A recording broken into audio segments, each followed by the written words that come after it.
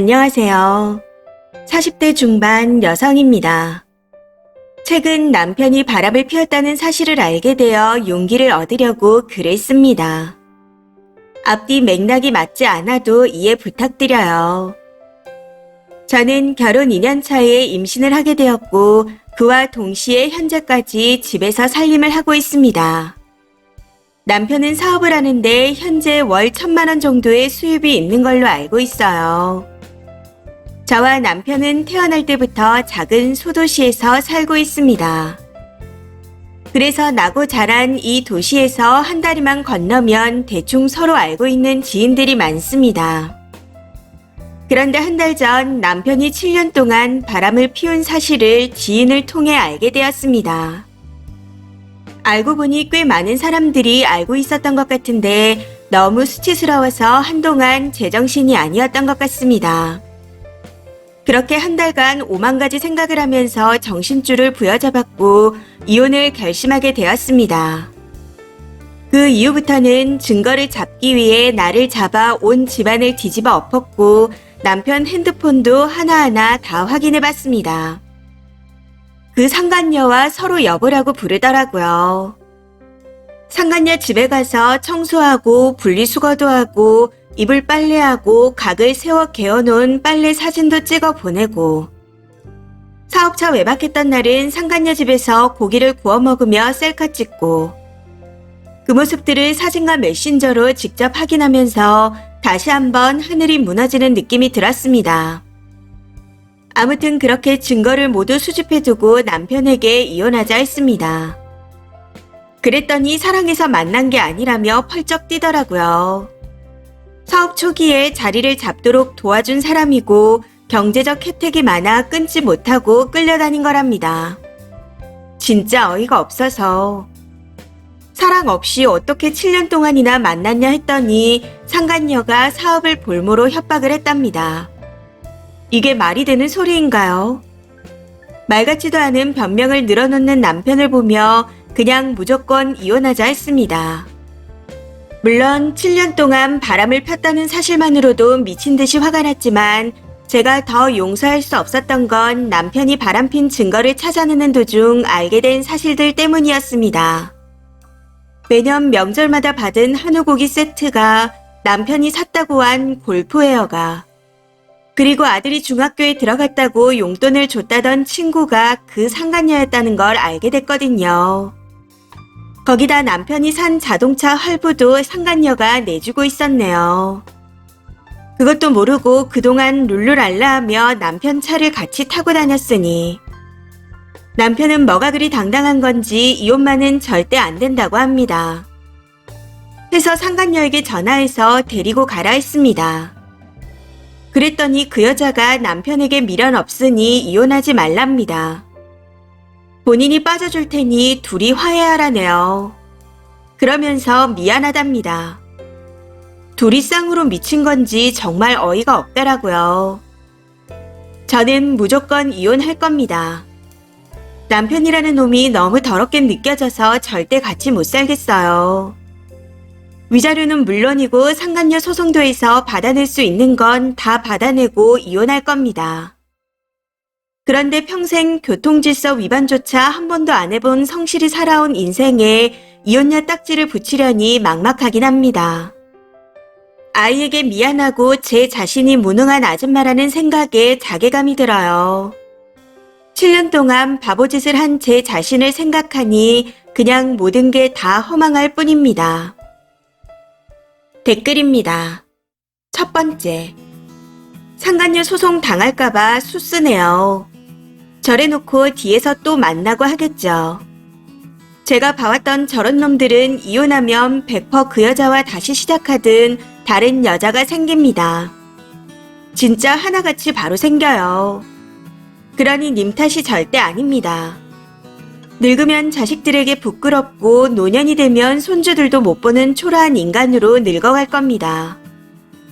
꼭 상간녀 소송하시고 년놈들한테 위자료 다 받고 이혼하세요. 두 번째, 이혼녀 딱지라뇨. 쓰레기 분리수거 잘하는 좋은 시민인걸요. 그런 짓거리로 7년을 속여온 쓰레기는 같이 뒹굴던 쓰레기통으로 버리는 게 맞아요. 좀 힘들겠지만 쓰니 인생의 마지막 걸림돌을 빼냈다 생각하시고 힘내세요. 세 번째, 그게 몸을 파는 거랑 뭐가 다른가요? 진짜 미쳤나봐요. 저건 바람도 문제지만 마인드가 애초에 본인 몸을 이용해서 돈을 벌어도 죄책감이 없는 사람이라는 겁니다. 사랑은 없지만 돈 주면 얼마든지 꼬리를 흔들고 그 돈을 떼서 처자식에게 주면 문제가 없다. 이런 마인드인 거죠. 진짜 구역질 나는 더러운 마인드 아닌가요? 하루빨리 내다버리세요. 네 번째, 그 상간녀 진짜 미쳤나봐요. 자기가 빠져줄 테니 화해하라니요. 어디서 대인배 코스프레야?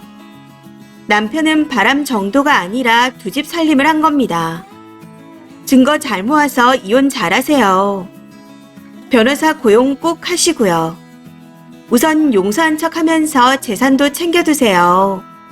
남편이 상간녀 앞으로 재산 못 빼돌리게. 추가입니다. 먼저 댓글로 많은 용기를 주셔서 감사합니다. 어젯밤에 집에서 혼술하고 쓴 글이었는데 아침에 댓글을 보고 다시 한번 정신을 차렸습니다. 정말 감사드려요. 댓글 중에 당분간 이혼하지 말고 재산 명의를 바꾸라는 조언도 많았는데 현재 살고 있는 집은 제 명의입니다. 결혼할 때 친정에서 전셋집을 마련해 주셔서 신혼을 시작했거든요. 그러다 3년 전 외곽에 신시가지가 생겨 이사를 왔고 그때 남편이 제 명의로 아파트를 해줬습니다. 아파트가 제 명의가 된 이유는 시어머니께서 암에 걸렸을 때 1년이 넘도록 수발을 들어서였습니다. 집을 사주면서 너 가져라 하고 말했을 땐 내 남편이 최고라고 자랑하고 다녔는데 이렇게 뒤통수를 칠 거라고는 상상도 못했었네요. 그래도 집 명의라도 제 거라서 다행이라고 생각하려고요. 통장 관리는 남편이 하고 있고 저는 매달 생활비만 받았습니다. 결혼 전 잠시 수학 강사를 하다가 결혼을 하게 된 거라 내놓을 만한 자격증조차 없네요. 이혼을 하고 나면 어디 식당이라도 가서 일할 생각입니다. 편히 앉아 남편이 가져다주는 돈만 쓰고 살던 사람은 아니라서 고생할 각오는 하고 있습니다. 당장은 아니지만 준비를 해야겠죠. 이혼녀 딱지 걱정하지 않고 당당하게 살아보겠습니다. 감사합니다. 추가 댓글입니다.